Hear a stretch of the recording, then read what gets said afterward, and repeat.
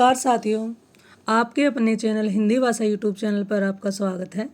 साथियों, आज की वीडियो बड़ी ही महत्वपूर्ण है। इसमें हम 45 क्वेश्चन लेकर आए हैं जो कि किसी भी कम्पिटिटिव एग्ज़ाम की दृष्टि से बड़े ही महत्वपूर्ण प्रश्न रहेंगे।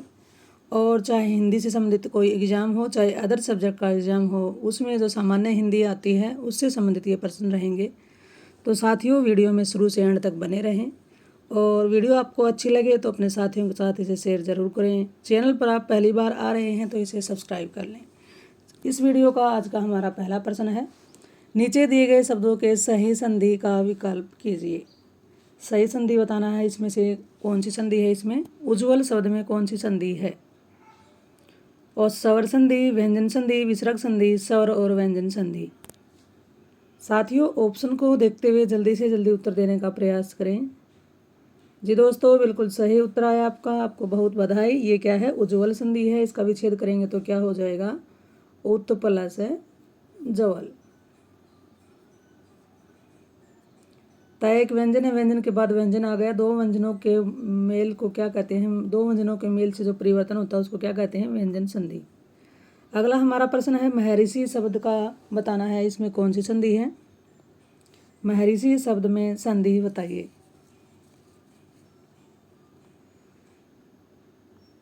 साथियों, बिल्कुल सही उत्तर आया आपका। इसमें आपका उत्तर आया है ऑप्शन ए, स्वर संधि। इसका विच्छेद करके देखते हैं, महा प्लस ऋषि। साथियों, इसके जो ऑप्शन होते हैं विच्छेद में, उसमें मह प्लस ऋषि भी होता है, लेकिन मह प्लस ऋषि इसका सही संधि विच्छेद नहीं होगा। इसका होगा महा प्लस ऋषि। ये एक स्वर संधि है। अगला प्रश्न हमारा है, निसंदेह शब्द में बताइए कौन सी संधि है। निसंदेह शब्द में संधि बतानी है। साथियों, आपका उत्तर इसमें सी है, तो बिल्कुल सही है। ये एक विसर्ग संधि है। विसर्ग, इसका विच्छेद होगा निह प्लस संदेह। अगला हमारा प्रश्न है, निराशा में बतानी है कि कौन सी संधि रहेगी। निराशा शब्द का संधि विच्छेद करके ये बताइए, इसमें कौन सी संधि है। जी दोस्तों, बिल्कुल सही उत्तर आया। ये भी क्या है? एक विसर्ग संधि है और इसका विच्छेद करते हैं तो बनता है निह प्लस आशा। अगले प्रश्न की बात करते हैं, उन्नति में बताइएगा कौन सी संधि है। उन्नति। साथियों, ये एक व्यंजन संधि है। इसका विच्छेद करते हैं तो होता है उत प्लस नति। अगले प्रश्न की ओर बढ़ते हैं, नीचे दिए गए शब्दों में से प्रयुक्त समास का नाम बताना है। पंचवटी में बताइए कौन सा समास है। पंचवटी में कौन सा समास रहेगा। दवंदव, कर्मधारय, द्विगु, तत्पुरुष। साथियों, आपका उत्तर बिल्कुल सही आया है। ये क्या है? एक द्विगु समास है। 5 वटियों का समूह है। जिस समास में हमें पहला पद क्या दिखे? संख्यावाची, और समस्त पद मिलकर समूह का समाहार का बोध कराता, वो होता है द्विगु समास। अगला साथियों प्रश्न हमारा है, घनश्याम में बताइए कौन सा समास है। घनश्याम में समास बताइए। साथियों, इसमें आपका उत्तर बी आया है, तो बिल्कुल सही है। ये एक कर्मधारय समास है। श्याम है जो घन, घन कौन? बादल। श्याम का मतलब क्या होता है? काला। यानी बादलों की इसमें विशेषता बताई गई है। कैसे हैं वो? श्याम वर्णी हैं। तो जहाँ पर भी किसी भी समास के पूर्व और उत्तर पद में विशेषण, विशेष्य या उपमेय उपमान का संबंध बने, वहाँ पर क्या होता है? कर्मधारय समास होता है। अगले प्रश्न की ओर चलते हैं, पीताम्बर में बताइएगा कौन सा समास है। पीताम्बर में समास का नाम बताना है। साथियों, जल्दी से जल्दी उत्तर देने का प्रयास कीजिए। जी दोस्तों, बिल्कुल सही उत्तर आया, आपको बहुत बहुत बधाई। इसमें क्या है? बहुव्रीहि समास है। पीत है या पीला है अंबर जिसका, किसका? विष्णु। जहाँ पर दोनों पद मिलकर किसी तीसरे का विशेषण या तीसरे की ओर संकेत करते हैं तो वहाँ पर क्या हो जाता है साथियों? बहुव्रीहि समास होता है। अगला प्रश्न हमारा है, यथाशक्ति में बताइएगा कौन सा समास है। यथाशक्ति। साथियों, आपका उत्तर बिल्कुल सही आया। ये क्या है? अव्ययभाव समास है। अव्ययभाव समास में पूर्व पद क्या होता है? अव्यय होता है। और पूर्व पद ही क्या होता है, प्रधान होता है। शक्ति मूल शब्द है, इससे पहले जो शब्दांश लगा हुआ है ये क्या है, अव्यय है, तो ये हमारा अव्ययभाव समास बिल्कुल आपका सही उत्तर आया। अगला हमारा प्रश्न है, जब दो शब्द समास बनाकर तीसरे शब्द का विशेषण बन जाए, जब दो शब्द समास बनाकर तीसरे शब्द का विशेषण बन जाए तो उसे क्या कहते हैं। साथियों प्रश्न को ध्यान से समझें। द्विगु, द्वंद्व, बहुव्रीहि, कर्मधारय, 2-3 प्रश्नों से पहले इस बात पर हम चर्चा भी कर चुके हैं। जी साथियों, बिल्कुल सही उत्तर, उसको हम क्या कहते हैं, बहुव्रीहि समास।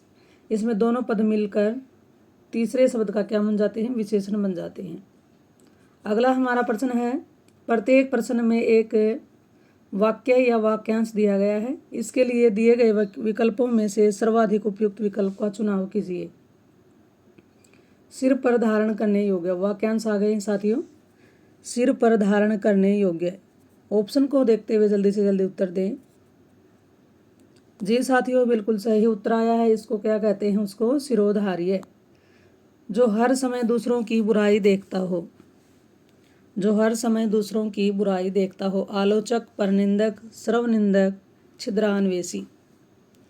दोस्तों बड़ी ही सूझबूझ के साथ जल्दी से जल्दी उत्तर देने का प्रयास कीजिए। साथियों, कई साथियों ने बिल्कुल सही उत्तर दिया, उसको क्या कहते हैं, परनिंदक। पर होता है दूसरा, निंदक का मतलब बुराई करने वाला। अगला प्रश्न देखिए, जो बहुत बोलता हो, वाचाल, वाक्पटु, वाक्चतुर, बहुभाषी। जो बहुत बोलता हो उसको क्या कहते हैं। जी साथियों, बिल्कुल सही उत्तर दिया है, उसको वाचाल कहते हैं। अगला प्रश्न है, जिसे जीता न जा सके, विजित, अज्ञेय, अजेय, दुर्जेय। जिसे जीता न जा सके, साथियों इसका उत्तर होगा अजेय। अगला है, दोपहर के बाद का समय क्या कहलाता है। दोपहर के बाद का समय, जी साथियों बिल्कुल सही उत्तर दिया, उसको हम क्या कहते हैं, अपराह्न। दोपहर को क्या कहते हैं, मध्याह्न, और उसके बाद के समय को क्या कहते हैं, अपराह्न।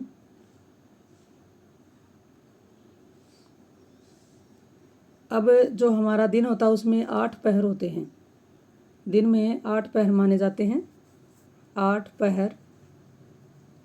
अब वो पहर कौन कौन से होते हैं, देखिए, दिन की शुरुआत मानी जाती है, सबसे पहले होगा ऊषा, ऊषा के बाद पूर्वाहन, उसके बाद मध्याह्न, मध्याह्न के बाद अपराह्न, उसके बाद साय, उसके बाद प्रदोष, उसके बाद निशीथ, और लास्ट में क्या होता है, त्रियामा।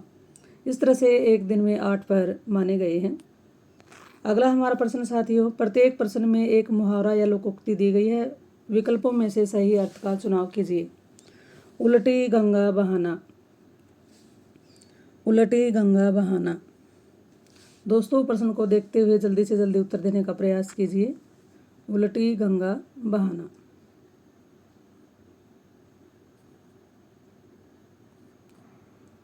साथियों इसमें आपका उत्तर बिल्कुल सही आ रहा है, इसके लिए आपको बधाई हो। प्रतिकूल कार्य करना।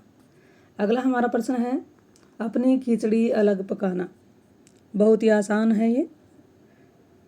जी दोस्तों, आपने ये साबित कर दिया, ये बिल्कुल ईजी है, सबसे अलग रहना, तभी तो साथियों ने एक साथ उत्तर दिया। अगला है, धूप में बाल सफेद न करना। साथियों मुहावरा हमारा है, धूप में बाल सफेद न करना। जल्दी से जल्दी उत्तर देने का प्रयास कीजिए। जी साथियों, आपका उत्तर इसमें सी है, अनुभवी जीवन बिताना, तो बिल्कुल सही है। अगला प्रश्न है, अपने मुँह है मियाँ मिट्ठू बनना। ऑप्शन को देखते हुए साथियों जल्दी से जल्दी उत्तर दें। जी साथियों, बिल्कुल सही उत्तर है, अपनी प्रशंसा स्वयं करना। अगला हमारा प्रश्न है, कलम तोड़ना। कलम तोड़ना मुहावरे का अर्थ बताइए। जी साथियों, इसका उत्तर भी बिल्कुल सही आया, अनूठी उक्ति लिखना या बहुत सुंदर लिखना। अगला हमारा प्रश्न है, मूर्धन्य व्यंजन बताइए, इनमें से कौन से मूर्धन्य व्यंजन हैं।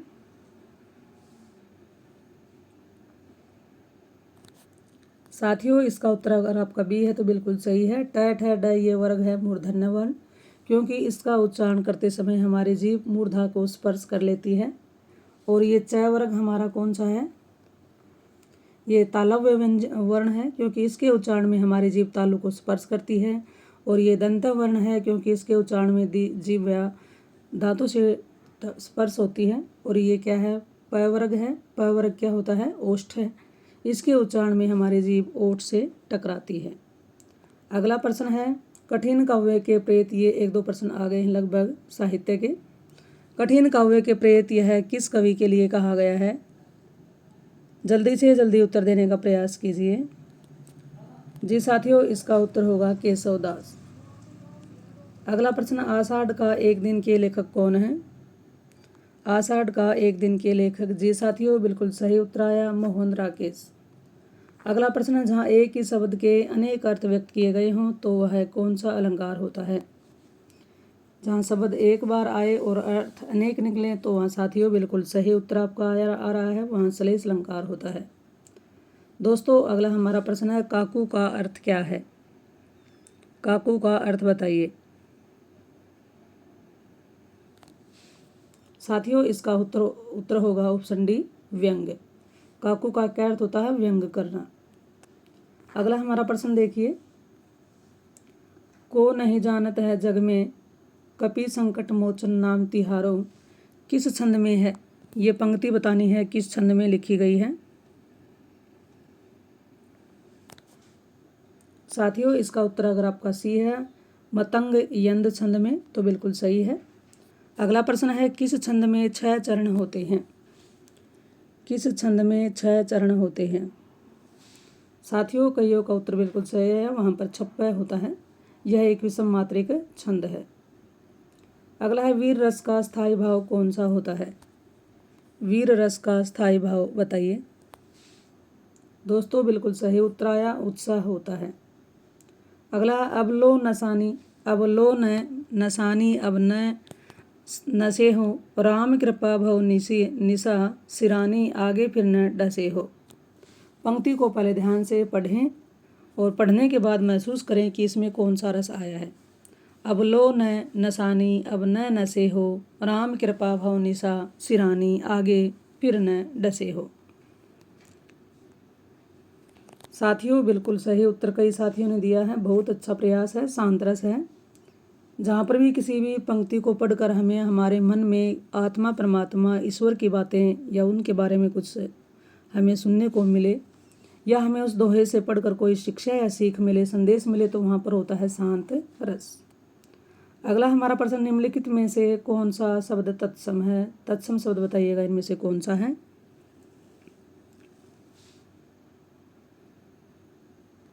साथियों, इसमें जो डी है ऑप्शन है काल, वो क्या है? एक तत्सम शब्द है। अगला प्रश्न है सही वर्तनी छाटिए, यानी शुद्ध शब्द बताना है, इनमें से कौन सा रहेगा? और शब्द हमारा है साथियों आशीर्वाद। आशीर्वाद का शुद्ध रूप इसमें क्या रहेगा? जी दोस्तों, बिल्कुल सही उत्तर दिया, आशीर्वाद इस रूप में लिखा जाता है। अगला हमारा प्रश्न है संस्कृति का शुद्ध रूप बताइए। साथियों, इसका उत्तर भी बिल्कुल सही दिया, संस्कृति। अगला प्रश्न है जिजीविषा का शुद्ध रूप बताइए। जिजीविषा, जीने की प्रबल इच्छा को कहते हैं जिजीविषा। दोस्तों, इसका उत्तर होगा ऑप्शन ए। अगर आपका ये है तो बिल्कुल सही है, आपको बहुत बहुत बधाई। बड़े ही महत्वपूर्ण ये प्रश्न चल रहे हैं। अगला प्रश्न है ऐश्वर्य का बताइए शुद्ध रूप क्या होगा? ऐश्वर्य। साथियों, इसका उत्तर होगा ऑप्शन डी, ऐश्वर्य। अगला हमारा प्रश्न है आहुति शब्द का शुद्ध रूप देखिए, बताइए कौन सा होगा? आहुति। साथियों, जल्दी से जल्दी उत्तर दीजिए। इसका शुद्ध, इसमें डाउट आ रहा है आपका, एक बी और एक डी। साथियों, इसका उत्तर होगा ऑप्शन बी, आहुति।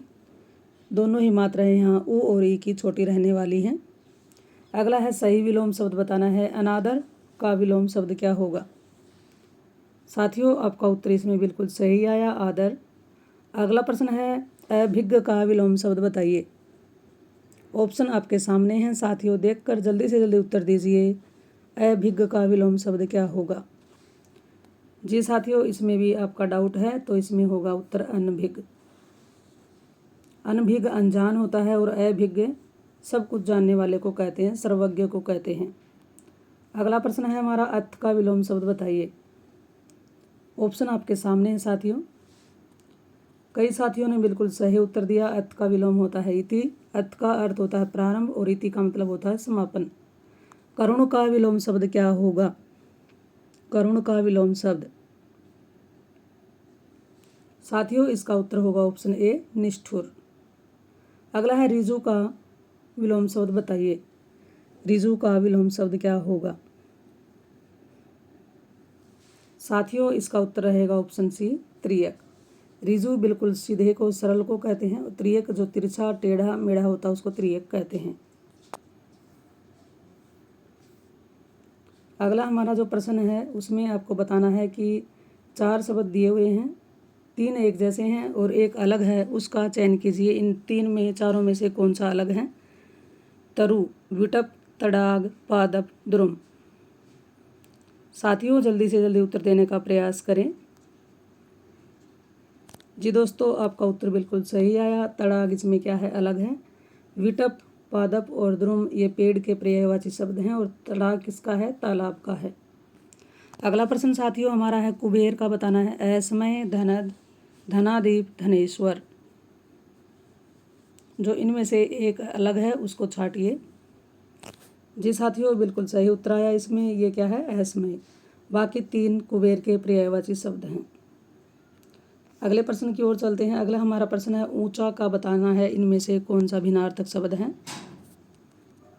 इसमें जो डी है इसका उत्तर ये बिल्कुल सही है, ऑप्शन डी। बाकी तीनों ऊंचे के अर्थ में प्रयुक्त होते हैं।